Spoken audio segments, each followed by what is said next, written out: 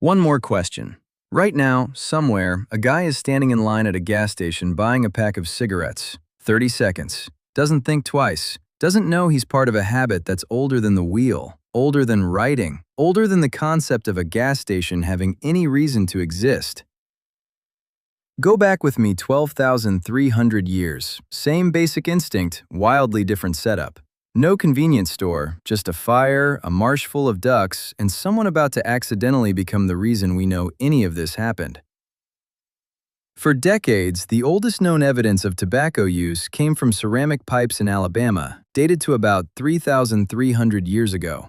Then, in 2021, archaeologists digging at a site called Wishbone found something that made that number look almost recent.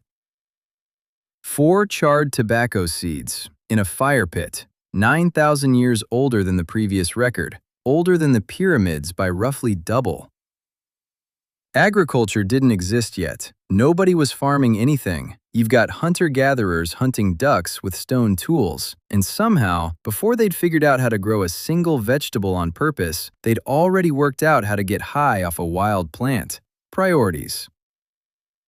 So how do scientists know this wasn't just someone tossing plant scraps on the fire? Tobacco seeds are tiny and they don't burn well. If it was just kindling, the seeds should have either come through whole or vanished completely. Instead, they were charred in exactly the pattern you get from someone chewing or sucking the plant near the flame, then spitting the seeds out without a second thought.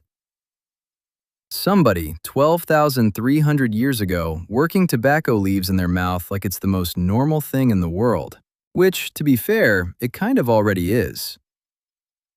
Nicotine didn't evolve to entertain humans. It evolved as the plant's own pesticide, a built-in poison meant to kill off insects that tried to eat it. Somewhere along the line, humans looked at nature's bug spray and thought, actually, give me some of that. Wild tobacco isn't anything like a modern cigarette either. Rougher, way more concentrated, borderline nauseating at the doses people used ceremonially. Some indigenous American traditions used it in genuinely massive amounts, specifically to induce trance states and visions, closer to a full spiritual event than a smoke break, one that could also make you violently sick if the dose was wrong. One archaeologist working on the discovery put it simply, people imbibe these things. Think of your own morning coffee. It's not really about tobacco specifically, it's about something wired deep into being human. The urge to reach for a plant, a fire, a substance, anything that shifts what's happening inside your head, even slightly.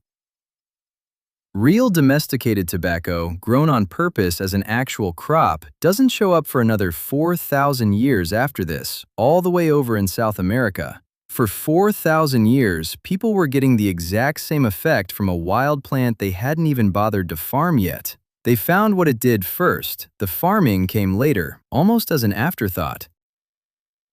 Back to that guy at the gas station. 30 seconds, doesn't think twice, has no idea he's doing something a hunter-gatherer figured out near a duck marsh 12,300 years ago, before writing, before farming, before anything you'd call civilization existed. Different plant, different wrapper, same very human instinct running the whole way through. And that's one more question answered. See you for the next one.